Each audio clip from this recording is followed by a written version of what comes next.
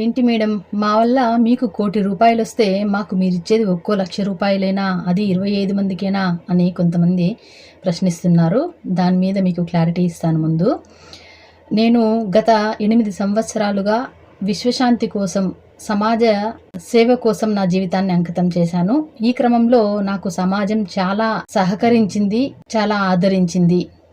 కాబట్టి 8 ఏళ్లుగా నేను చేస్తున్న కృషికి నా ఖర్చుల్లో 95% ఈ సమాజమే పెట్టింది.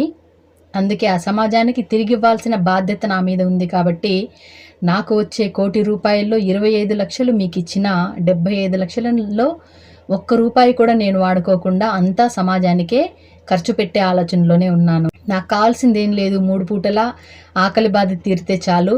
ఇంతకంటే నేనేమీ ఎక్కువ కోరుకోను. కాబట్టి నాకు డబ్బు అవసరం లేదు అనే చెప్పొచ్చు. నా చుట్టూ ఎంతోమంది పేదవాళ్ళని చూస్తున్నాను, పేద కుటుంబాలని చూస్తున్నాను. వాళ్లకు సహకారం చేయాలని నాకు ఎప్పటినుంచో ఉంది. నాకంటూ సొంతంగా ఏ ఆదాయం లేకపోవడం వల్ల నేను పేదలకు సహాయం చేయలేకపోయాను ఇంతకాలము. అంతేకాకుండా 8 ఏళ్లుగా నేను చేస్తున్న ఈ విశ్వశాంతి ఉద్యమంలో నాకెంతోమంది సహకారం అందించారు.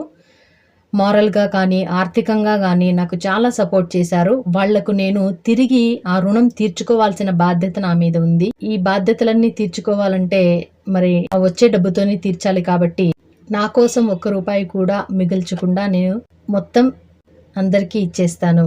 నా ఈ నిస్వార్థ సంకల్పాన్ని అందరూ ఆదరించి నా ప్రయత్నానికి అండగా నిలుస్తారని నేను భావిస్తున్నాను.